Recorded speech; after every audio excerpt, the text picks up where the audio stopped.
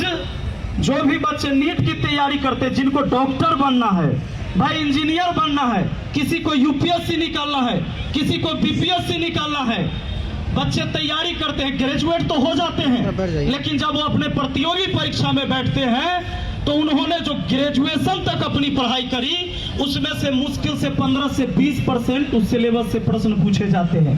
बाकी एनसीईआरटी का होता है जो सीबीएसई बोर्ड में पढ़ाया जाता है। तो गरीब के बच्चे तो सरकारी स्कूल में पढ़ते हैं, वो तो एनसीईआरटी पढ़े नहीं। अब एनसीईआरटी उनको फिर से जाकर प्राइवेट कोचिंग में जाकर पढ़ना पड़ता है।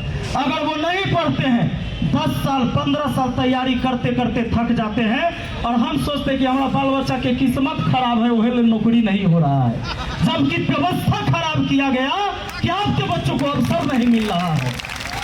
इस बहुरंगीय शिक्षा व्यवस्था के खिलाफ हम लोगों को खड़ा होने की जरूरत है। और मैं तमाम साथियों को दिल से धन्यवाद देता हूं कि भाई हम क्या सोचते हैं कि भाई मेरे अकेले करने से क्या होगा, मेरे अकेले करने से क्या होगा, यही सोच के हम बदलाव नहीं ला पाते हैं। सत्ता बदलती है लेकिन व्यवस्था वही है।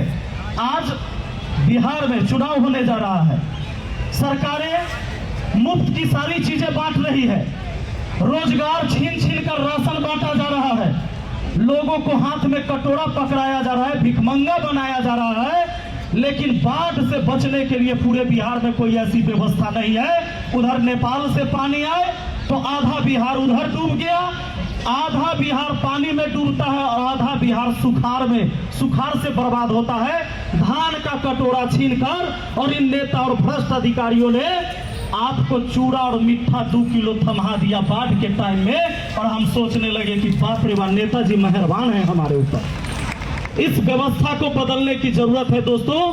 अभी छात्रों के लिए छात्रवृत्ति बढ़ा दिया गया, चुनाव है, 600 वाला हो गया 1200, 1200 वाला 2400, 1800 वाला 3600।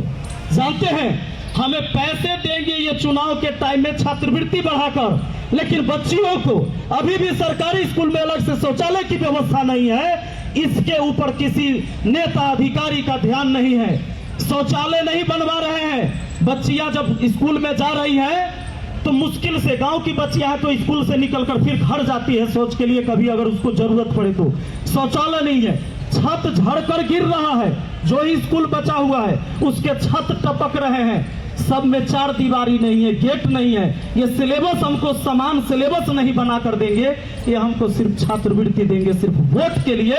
ऐसी शिक्षा व्यवस्था से कभी देश नहीं बदल सकता है दोस्तों। शिक्षा व्यवस्था अगर वन नेशन है तो वन एजुकेशन सबसे पहले चाहिए। सरकार की ऐसी कोई स्कीम नहीं है कि गरीब के बाल बच्चों को अमीर बना देगा।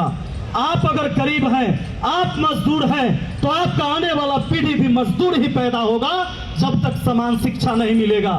सिर्फ शिक्षा के बदौलत ही हम अपने परिवार के इतिहास को बदल सकते हैं, समाज को बदल सकते हैं। लेकिन यहाँ पर सरकार चाहती है कि आपके बाल बच्चा को ऐसा शिक्षा मिले कि आगे उसे अवसर ही ना मिले, वो किसी पद पर जा ही ना सके। और जब तक आप अशिक्षित रहेंगे, बेरोजगार रहेंगे, तो भेड़ बकरियों की तरह नेताओं के रैलियों में जाते रहेंगे। इस व्यवस्था को बदलने की जरूरत है। आप तमाम साथियों को हम फिर से धन्यवाद देते हैं कि मुझे भी यहाँ पर आकर जो शब्द कहने का मौका मिला।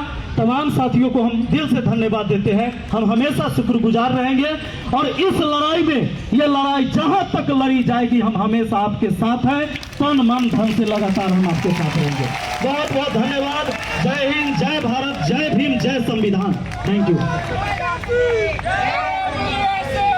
साथियों। शांत रहना है, इस प्रोग्राम को आगे बढ़ाते रहना है, हमारे पास समय की कमी है। साथियों, समय की अगली कड़ी में मैं आमंत्रित करना चाहूंगा माननीय मोतीलाल सिंघानिया सर, जो कि राष्ट्रीय अध्यक्ष है भारतीय विद्यार्थी छात्रावास संघ। सर आए और समय को ध्यान में रखते हुए अपनी बात रखें।